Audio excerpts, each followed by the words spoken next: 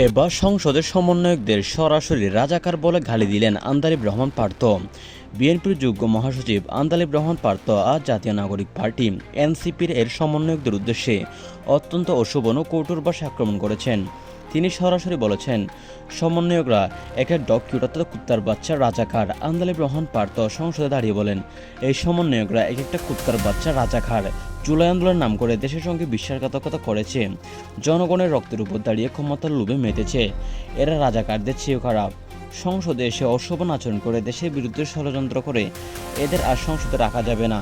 এরা আরও সংবিধান পরিবর্তন করতে চায়। তারা কি চীনের সংবিধান কি? 1972 সালে তো তারা জন্ম নেয়নি, আর জন্ম নিলেও তো তারা 1971 সালে রাজাকারী হতো। তাই তারা এসব স্বাভাবিক বলবে। 1972 সালের সংবিধান কখনো বদলানো যাবে না। অনেক সংসদ সদস্য এই ভাষাকে অসংশোধনীয় বলে প্রতিবাদ জানিয়েছেন। আন্দালিব রহমান পার্থ আরও বলেন, এই কুত্তার বাচ্চা রাজাকারদের দেশ থেকে বের করে দিতে হবে। এদের কোনো ঠাঁই নেই বাংলাদেশে। এদিকে জাতীয় নাগরিক পার্টি এনসিপি নেতাদের পক্ষ থেকে আনুষ্ঠানিক প্রতিক্রিয়া এসেছে। তারা বলছে যে আন্দালিব রহমান পার্থ যেভাবে ভাষণ দিচ্ছে তার রাজনীতির মধ্যে সত্যি বিরল। এটি একটি দেশের রাজনৈতিক পরিস্থিতি অনেকটা উত্তপ্ত করে তোলে এবং সহিংসতামূলক করে তোলে। তাছাড়া আন্দালিব রহমান পার্থের এরকম বক্তব্য নিজ দলীয় পক্ষ থেকেও অনেক কিছু প্রচারণা দিচ্ছে।